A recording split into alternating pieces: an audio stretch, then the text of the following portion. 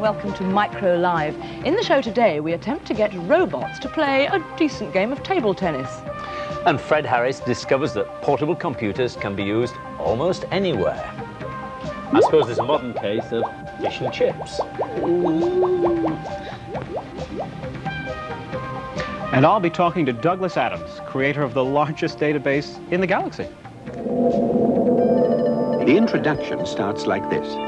Space, it says, is big, really big. You just won't believe how vastly, hugely, mind-bogglingly big it is. I mean, you may think it's a long way down the street to the chemist, but that's just peanuts to space. Listen, and so on. Well, apart from Fref's flying visit to London, the other big news this month was the rescue of Acorn computers, manufacturers of the BBC Micro, by Italian computer giant Olivetti. Later in the programme, we have an exclusive interview with the new chairman of Acorn, Alex Reid, who talks frankly about the future of the company. But first, some other news. This month saw the second reading of the bill to make this sort of thing illegal. Copying software, that is. It's William Powell's Copyright Computer Software Amendment Bill, and it will improve the old Copyright Act, which was introduced in 1956. Well, if Mr. Powell's bill gets passed, it will not only make the pirating of computer software a criminal act, but provide for the issuing of search warrants in the ruthless pursuit of wrongdoers. But what they'll do if they catch a 10-year-old schoolboy copying his mate's games, I just can't imagine. The computer industry now has its own fundraiser for Ethiopia. Soft Aid is a compilation of 10 popular games on one tape for the Spectrum or the Commodore, masterminded by Quicksilver's managing director, Rod Cousins. It's already into its second production run, and at least £3 of the $4.99 selling price will end up going to the Ethiopian appeal. Band-Aid's hit single is also recorded on the tape. On March the 21st, Century Communications published the Hacker's Handbook, which claims to be a DIY guide to the secrets of the elite group of computer enthusiasts who enjoy the sport of breaking into other people's machines.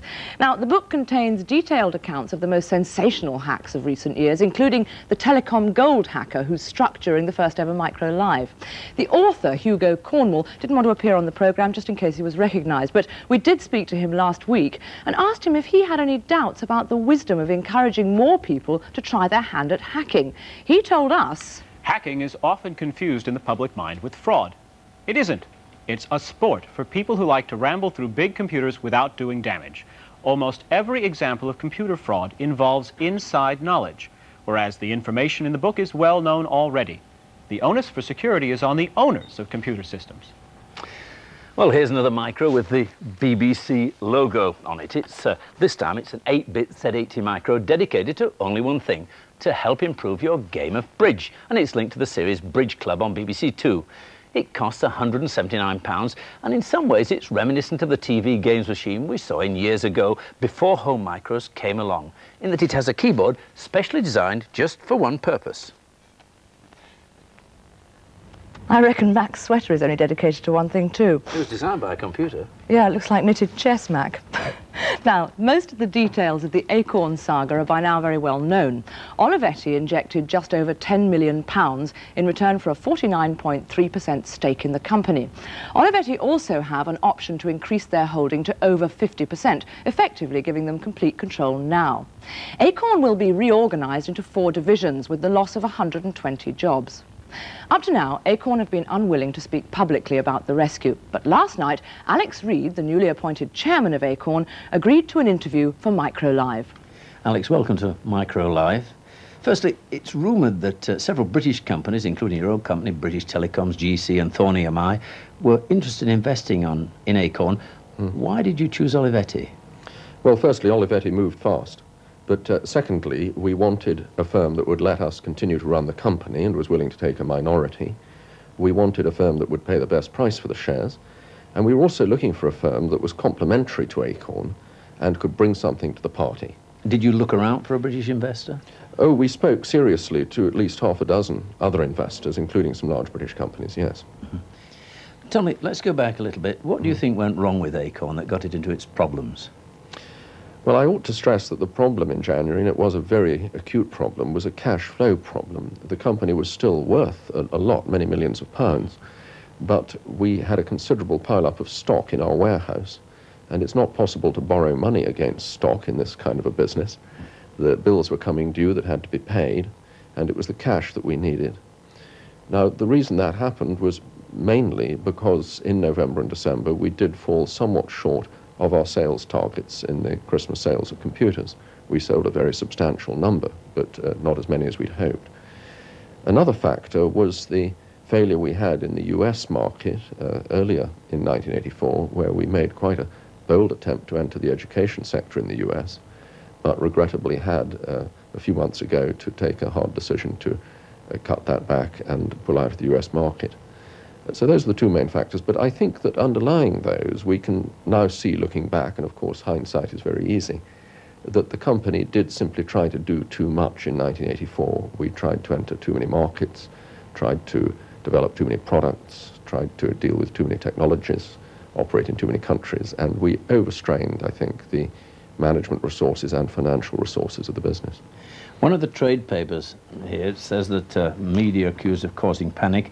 The wave of panic which has swept over the UK home computer industry in recent weeks has been blamed on seriously exaggerated reports in the British press, and Jane Bird, who's a journalist for the Sunday Times, must share the blame.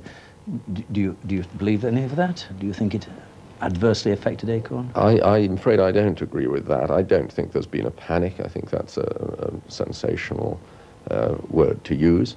And nor do I think that the media have played a significant role in at least our problems. I can't speak for other companies.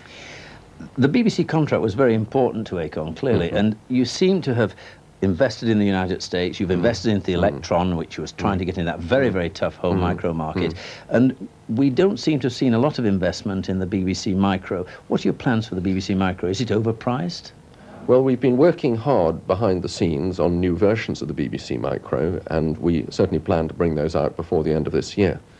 On price, the BBC Micro continues to sell very well, remarkably well, and it seems there are a lot of people out there who are willing to pay that price for a really good machine with good expansion capability.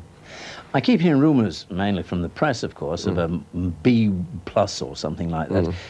Are you prepared to tell us anything about this? I'm sorry we can't. What I can say is that we have got further and improved versions, but they're not imminent. We plan to launch them before the end of the year, but I'm afraid I can't say anything more than that today. And will they be compatible with my BBC Micro? Can I expect if I bought one it's more powerful and I can still run all my programs?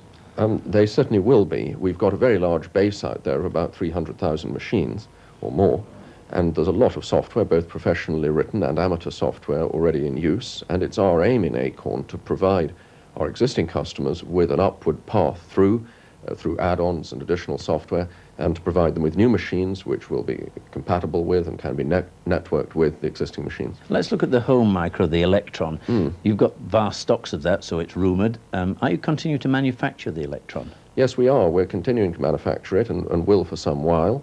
We certainly expect to offer the Electron as a product in our range through to the end of 1986, and quite possibly beyond that. We think that at the price that it's now at, £129, it's very good value.